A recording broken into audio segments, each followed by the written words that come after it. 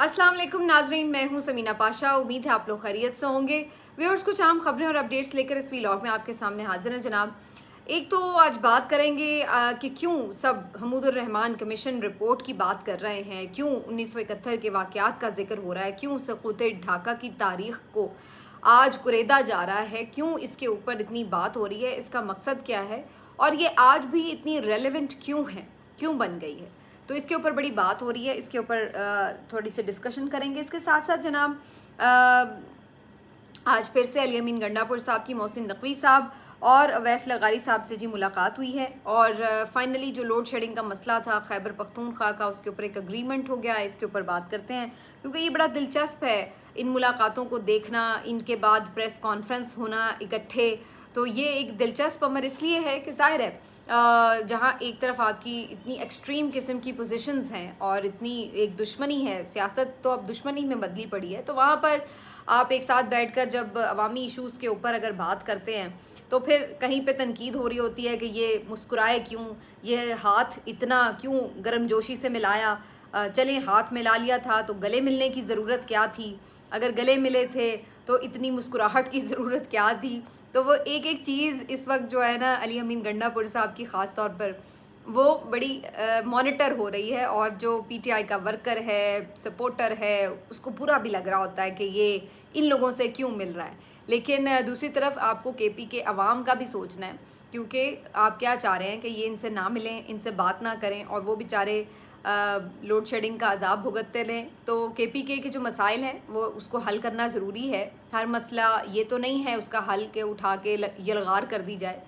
तो इसलिए बातचीत तो करनी पड़ेगी, वर्किंग रिलेशनशिप तो एक रखना पड़ेगा। लेकिन अली अमीन गंडापुर साहब के लिए बड़ी मुश्किल हो जाती है ऐसी सूरत हाल में क्योंकि उनके अपने लोग भी उनके ऊपर तनकीद शुरू कर देते हैं और फिर उनको ज़ाहिर है हो सकता है ख़ुद भी बहुत सारी ऐसी शख्सियात हों जिनसे वो ना मिलना चाहते हों, लेकिन हुकूमती ओहदे की वजह से उन्हें वो मिलना भी पड़ता हो। तो ये बड़ी दिलचस्प सारी सूरत हाल, इसके ऊपर बात करते हैं। और जावेद चौधरी साहब का भी आज एक इंकशाफ सामने आया है, उसके ऊपर भी बात करेंगे। बुशरा बीबी साहिबा के हवाले से उन्होंने कुछ गुफ्तगू की है। आपसे रिक्वेस्ट है कि चैनल को सब्सक्राइब कर दें अगर अभी तक सब्सक्राइब नहीं किया।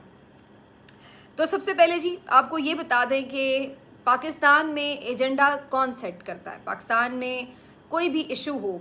उसके लिए कौन डायरेक्शन देता है। तो इसमें कोई दो राय नहीं होनी चाहिए कि वो एक ही शख्स है और वो है इमरान खान। इमरान खान ये तय करता है कि पाकिस्तान में किस मौजू पर बात होगी। इमरान खान ये तय करता है कि किस रंग की शर्टें हम नौजवानों ने पहननी है और इमरान खान ही ये बात करता है, ये तय करता है, जेल में बैठकर तय करता है कि आज पाकिस्तान का सबसे बड़ा इशू क्या होगा। तो ये आप माने या ना माने, आपको इमरान खान अच्छा लगे या बुरा लगे, आप इमरान खान के हामी हैं या नाक़िद हैं, हर दो सूरतों में ये तो आपको तस्लीम करना पड़ेगा कि इमरान खान से ज़्यादा पाकिस्तान की सियासत में इस वक्त कोई रेलेवेंट नहीं है और वही इस वक्त सब पे हावी है इस हिसाब से कि जो वो गुफ्तगू शुरू करता है फिर सबको उस पर बात करनी पड़ती है। कोई उसकी हिमायत में बात करता है तो कोई उसकी मुखालफत में, लेकिन बात उसी मौजू पर होती है जो वो शुरू करता है। इमरान खान साहब ने कल के रोज़ एक पैगाम जारी किया जो कि उनके ऑफिशियल अकाउंट से, ट्विटर अकाउंट से भी जारी हुआ और वैसे भी उनके जो लोग हैं जो उनसे मिल के आए उनके थ्रू भी ये मैसेज मिला।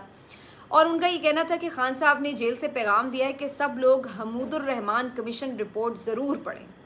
ये वो रिपोर्ट है जो बेसिकली 1971 के बाद सकूत ढाका के वाक़यात का जायज़ा लेने के लिए और ज़िम्मेदारों के तयन करने के लिए कमीशन बनाया गया था और बहुत ही बेलाग तरीके से इस कमीशन ने काम करते हुए ये रिपोर्ट तैयार की थी और अरसा दराज तक ये रिपोर्ट मंजर आम पर नहीं आ सकी और इसका जो मतन था, इसका जो कंटेंट था, सारा मवाद था, वो खुफिया रखा गया। हालांकि इस रिपोर्ट में ना सिर्फ वजूहात का बड़े मुफस्सल अंदाज से अहाता किया गया था बल्कि इसके साथ साथ ज़िम्मेदारों का तयन करते हुए सज़ाएँ भी तजवीज़ की गई थी और इस रिपोर्ट ने होशरुबा इंकशाफात किए और बहुत से ऐसे मामलात पर गुफ्तगू हुई जो बड़े ओझल रहे हैं हमेशा पाकिस्तान के अवाम से। हमूदुर रहमान कमीशन की रिपोर्ट तो कहीं दस्तयाब उस तरह से खुलेआम नहीं थी, लेकिन इसका कुछ हिस्सा अब ज़रूर मंजर आम पर आ चुका है और पाकिस्तान तहरीक इंसाफ ने ख़ास तौर पर इमरान खान साहब की हिदायत के बाद इसके मुख्तलिफ जो अज्जा हैं उनकी उर्दू ट्रांसलेशन, रिपोर्ट की इंग्लिश ट्रांसलेशन और ये सारी جو اس سے ریلیٹڈ چیزیں ہیں اس کی ایون ویڈیو گرافکس بنا کر بھی آج پورے سوشل میڈیا پر پھیلا دی ہیں۔ عمران خان کی ٹویٹر اکاؤنٹ سے مسلسل ہم یہ دیکھ رہے ہیں کہ خاص طور پر موجودہ عسکری قیادت آرمی چیف کے حوالے سے نہ صرف یہ کہ تنقید ہو رہی ہے بلکہ اس کے اوپر ان کی باقاعدہ تصویر لگائی جاتی ہے، اور اس کے بعد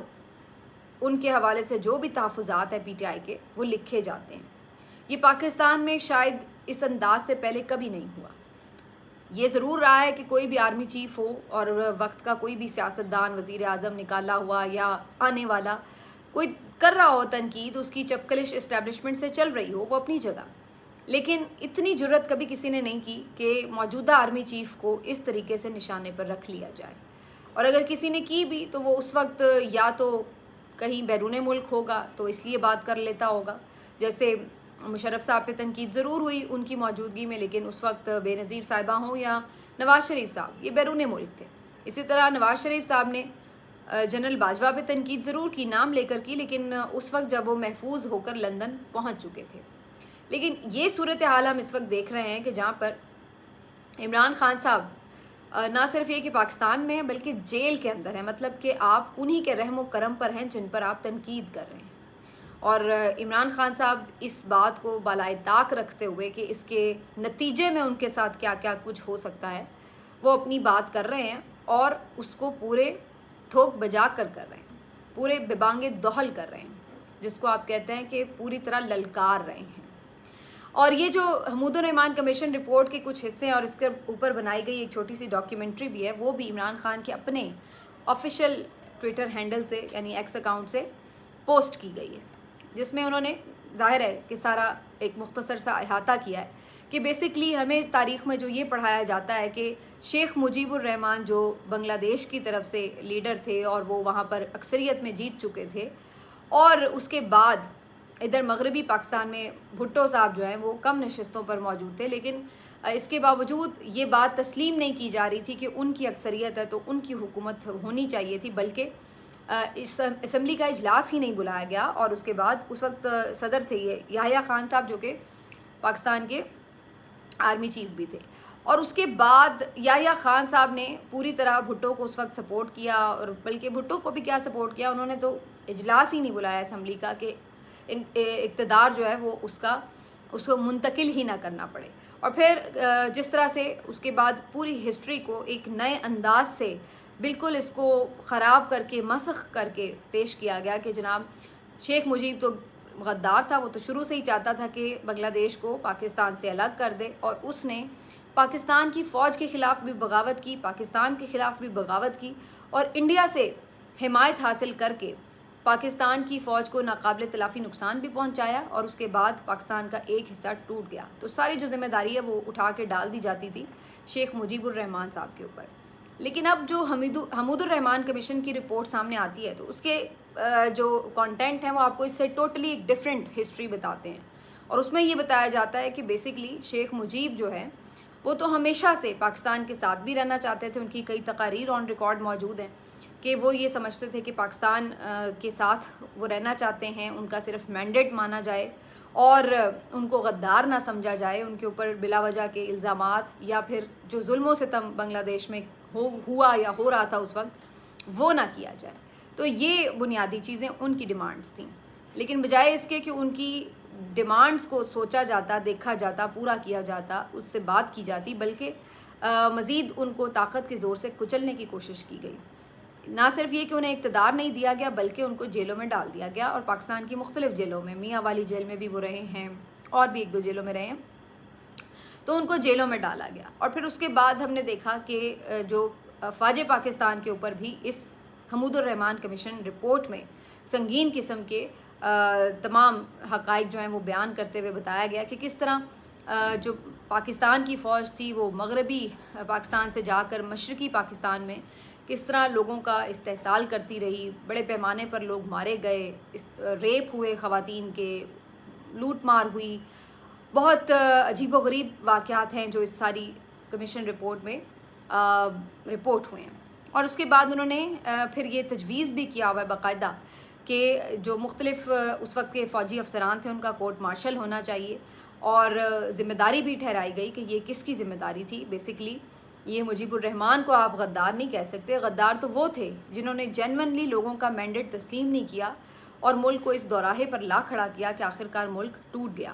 یہ بات درست ہے کہ دشمن کو ایسا کوئی موقع ملے تو وہ بھی ہاتھ سے جانے تو نہیں دیتا, لیکن دشمن پہ ذمہ داری ڈالنے سے پہلے اپنے گریبان میں جھانکنا ہوگا کہ ہم نے یہ موقع آنے ہی کیوں دیا, یہ بات یہاں تک پہنچی ہی کیوں کہ کوئی دشمن فائدہ اٹھا سکے. اس کے بعد جو ایک ہزیمت ہے کہ پاکستان کی فوج کو جس طرح سے سرنڈر کرنا پڑا اور پھر وہاں سے ہم لوٹے ایک تضحیک آمیز انداز میں, وہ سب ریکارڈ کا حصہ ہے. تو اب ہسٹری چھپی نہیں رہتی, چیزیں مختلف اینگل سے سامنے آ جاتی ہیں, لیکن عمران خان صاحب نے ساری قوم کو اس بات پہ لگا دیا. اور آج میں حیران تھی کہ ہر جگہ ہر چیز کے اوپر, سوشل میڈیا کے ہر پلیٹ فارم کے اوپر یہ ڈسکس ہو رہا ہے کہ حمود الرحمان کمیشن رپورٹ کیا تھی, اس میں کیا لکھا تھا, اس وقت غلطی کس کی تھی, شیخ مجیب صحیح تھا یا غلط تھا. اور یہ ساری چیزیں آج کھلے عام ڈسکس ہو رہی ہیں اور لوگ بات کر رہے ہیں. تو بیسکلی ایجنڈا جو ہے وہ سیٹ عمران خان ہی کرتا ہے, چاہے وہ جیل میں بیٹھا ہے, اس نے لگا دیا سب کو اور سب لگ گئے. اور جو ان کے اپنے آفیشیل ٹویٹر ہینڈل سے ہوا ہے وہ بھی کہیں لاکھوں میں تعداد ہے کہ جو لوگ اس کو پڑھ رہے ہیں, دیکھ رہے ہیں اور اس کے اوپر رسپونڈ کر رہے ہیں. عطاء اللہ تارڑ صاحب نے بھی آج اس سارے معاملے کے اوپر ایک پریس کانفرنس کی اور اس میں کافی پی ٹی آئی کو تنقید کا نشانہ بنایا, عمران خان کو تنقید کا نشانہ بنایا اور کہا کہ جی یہ سارے ابھی بھی اب وہی روش ہمیں آج نظر آتی ہے کہ آج آ کے پھر غدار غدار غدار جو بھی ایسی بات کرے کہ جناب پامالیاں نہ کریں آئین کی, آپ انسانی حقوق کی خلاف ورزیاں نہ کریں, جس کا جو مینڈیٹ ہے عوام کو ملا ہوا آئین کے تحت وہ دیا جائے,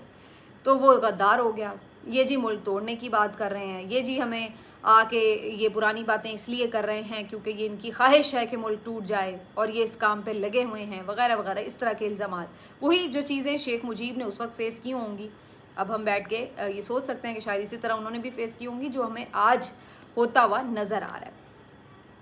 تو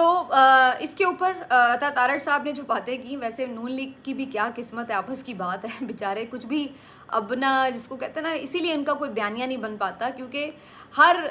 بیانیے کے پیچھے کہیں نہ کہیں ان کی اپنی کوئی نہ کوئی کارروائی اور واردات بہرحال موجود ہے اور ریکارڈ کا حصہ ہے اور وہ سامنے آ جاتی ہے. اب جب آج عطاء اللہ تارڑ صاحب آ کے عمران خان کی گفتگو کے اوپر یہ سب الزامات لگا رہے تھے, تو اب لوگوں نے نواز شریف صاحب کی بھی ایک پرانی گفتگو نکال کر سامنے رکھ دی ہے جس میں وہ بھی یہی باتیں کہہ رہے ہیں کہ جناب جو میرے ساتھ کیا جا رہا ہے, میں اپنا غصہ کنٹرول کر رہا ہوں, آپ لوگوں کو باغی بناتے ہیں, یہ نہ ہو کہ ہم بھی باغی بن جائیں, ہم سے غصہ کنٹرول نہ ہو وغیرہ وغیرہ. تو وہ بھی آلموسٹ یہی باتیں کرتے ہوئے نظر آ رہے ہیں. تو پی ایم ایل این بیچاری اسی لیے پھر کہیں بات کرنے جوگی رہتی نہیں ہے کیونکہ ان کی قیادت نے ہر موقع کے حساب سے آڈیو ویڈیوز نہ خود اپنی سنبھالی ہوئی ہیں بلکہ دی بھی ہوئی ہیں لوگوں کے کہ وہ بھی سنبھال کے رکھے ہیں. تو بہرحال بات یہ نہیں ہے, بات یہ ہے کہ اس وقت نواز شریف نے یہ بات کی ہو یا عمران خان آج یہ بات کر رہے ہوں یا ان سے بھی پہلے مجیب الرحمان نے اس وقت یہ بات کی ہو, دونوں صورتوں میں ہر صورت میں بات تو وہی ہے جو ہر آپ کا وزیر اعظم کرتا رہا ہے کہ بھائی سویلین بالادستی ہونی چاہیے, فوج کو اپنا کام کرنا چاہیے اور عوامی مینڈیٹ جو ہے وہ کسی بھی جو بھی اقتدار میں آئے شخص جو عوام کا پسندیدہ نمائندہ ہو اس کو ملنا چاہیے. تو یہ بات اگر نواز شریف صاحب نے بھی ماضی میں کی ہے تو اچھی بات ہے, لیکن پھر اس پہ قائم بھی رہتے نواز شریف صاحب تو اور بھی اچھی بات ہوتی. اب عمران خان بھی اگر اس پہ قائم رہیں گے, جو کہ بظاہر لگتا ہے کہ وہ رہیں گے, جس طرح وہ یہ لڑائی لڑ رہے ہیں اس سے تو یہ اندازہ ہو چلا ہے کہ وہ کشتیاں جلا چکے ہیں. دیکھیے جو میں نے بات شروع میں کی کہ اس انداز سے اس لیول پر آ کر تنقید اور پھر ان ساری چیزوں کے ساتھ موجودہ جو آرمی چیف ہیں ان کا نہ صرف یہ کہ وہ نام لیتے ہیں, ان کی تصویر لگاتے ہیں اور کہتے ہیں کہ آج بھی جو فرد واحد ہے اس نے اسی طرح ملک کو دوراہے پر کھڑا کر دیا اور ملک کی جو سالمیت ہے وہ خطرہ بن گیا اس کے لیے کیونکہ وہ اپنی انا کی خاطر عوام کے مینڈیٹ کو روند چکا ہے. تو یہ ساری چیزیں وہ اب صاف صاف کہہ رہے ہیں.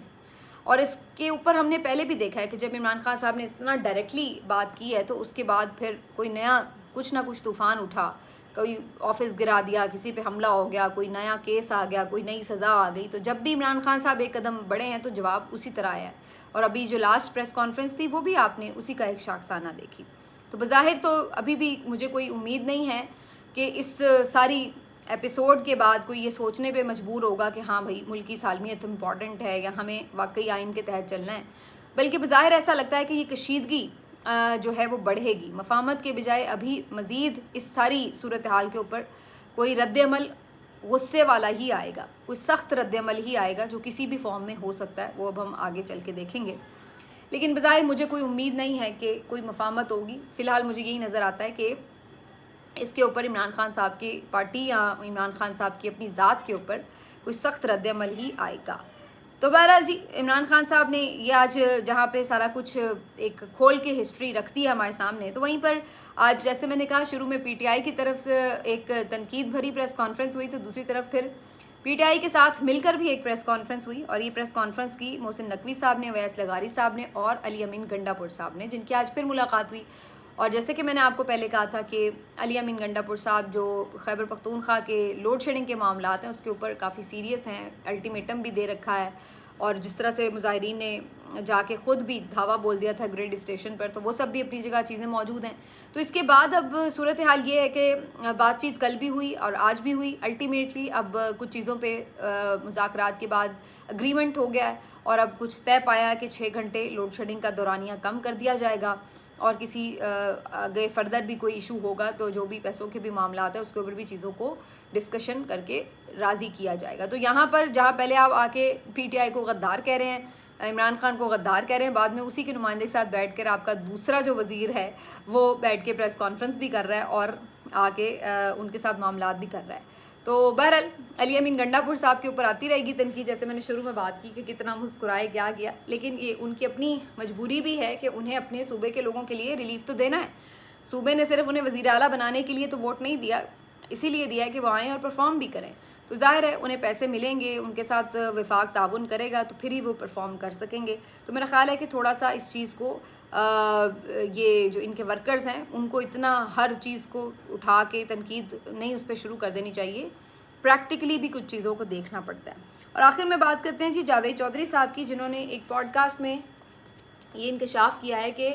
جو موجودہ آرمی چیف ہیں اور D G I S I ہیں وہ بشریٰ بی بی صاحبہ کے حوالے سے بڑا نرم گوشہ رکھتے تھے, اور ان کا یہ کہنا تھا کہ یہ پرہیزگار خاتون ہیں, نیک خاتون ہیں, تو ان کو یہ سہولت فراہم کر دی جائے کہ یہ بنی گالہ میں رہیں, وہاں پر یہ اپنی عبادت وغیرہ کرتی رہیں تاکہ کوئی خلل نہ آئے, اور جیل کی تکالیف سے ان کو تھوڑا سا دور رکھا جا سکے.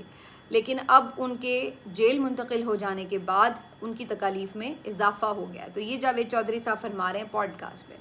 تو اس کے اوپر اب خاصا رد عمل بھی آ رہا ہے, اس لیے کہ سب کا یہ کہنا ہے کہ بھائی اگر وہ اتنا ہی ان کے لیے نرم گوشہ رکھتے تھے, موجودہ اسٹیبلشمنٹ بھی, حکومت بھی, اس طرح کے جو لوگ بھی اس میں انوالو تھے ان کے پیچھے سارے کیسز بنانے میں, تو ان کا یہ سب اس بات پہ اب تنقید کر رہے ہیں کہ تو پھر تو یہ کیسز ہی نہ بنتے. جب آپ ایک خاتون کو باپردہ پرہیزگار کہہ رہے ہیں تو پھر اس کی ذات کے اوپر آپ اس طرح سے کیچڑ بھی کیسے اچھال سکتے ہیں کہ اس کو بھری عدالت میں کھڑے ہو کر اپنے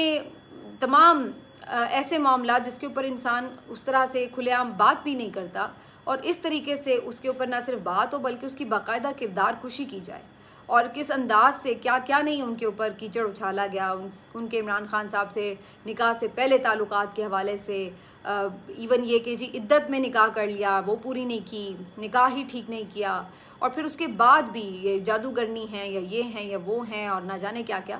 تو ان کو تو ہر لحاظ سے ہر وقت کٹہرے میں کھڑا رکھا گیا ہے, اور پھر ہمیں کوئی آ کے یہ بتائے کہ جناب جو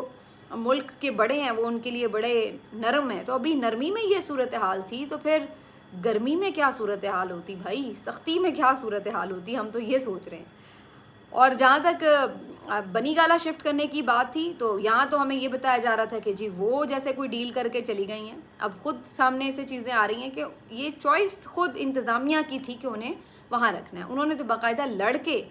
جیل میں جانا پسند کیا اور جیل میں شفٹ ہونے کو پریفر کیا. تو اب وہ کہتی ہیں کہ ٹھیک ہے جو بھی ہے جس طرح بھی ہے, جھوٹے مقدمات صحیح, جھوٹی غلط سزا صحیح, لیکن وہ مطمئن ہے کہ کم از کم وہ عمران خان کے ساتھ جیل میں ہیں اور ڈٹ کے کھڑی ہوئی ہیں. تو یہ اب اس طرح کی امیج بلڈنگ کی جو کوششیں ہیں نا, یہ کیا کریں کہ اس کے اوپر یقین کیسے کیا جائے. یہ امیج بلڈنگ کی کوششیں تو تب ہمیں یقین بھی آئے کہ ہاں بالکل خواتین کا بڑا لحاظ کیا جا رہا ہو, یا بڑا کوئی ہم دیکھیں کہ جی ہیلنگ ٹچ فراہم کیا جا رہا ہو, تو وہ تو ہمیں کچھ نظر نہیں آیا. ابھی یاسمین راشد صاحبہ کے حوالے سے میں نے آپ کو پچھلے ویلاگ میں ڈیٹیل سے بتایا تھا کہ ان کے بارے میں کیا خبریں آ رہی ہیں، کس طرح انہیں بغیر پراپر ٹریٹمنٹ کے، ابھی وہ مکمل صحت یاب نہیں ہوئی، انہیں جیل شفٹ کر دیا گیا۔ فاز شہباز جو صحافی ان سے ملے بھی ہیں جیل اسپتال میں، انہوں نے بتایا کہ وہ تو بیچاری جیل میں بھی وہاں پہ، آپ مطلب اندازہ لگائیں کہ کچھ لوگ اپنی ذات میں کیسے لوگوں کے لیے صرف بھلا اور ان کا نفع اور ان کو فائدہ کروانے والی ان کی ذات ہوتی ہے، کہ آپ اندازہ لگائیں کہ وہ خود بیچاری جیل میں ہیں اور وہ وہاں بیٹھ کے بھی جو وہاں پہ قیدی خواتین ہیں ان کے علاج معالجے کرتی پھر رہی ہے۔ آپ اندازہ لگائیں،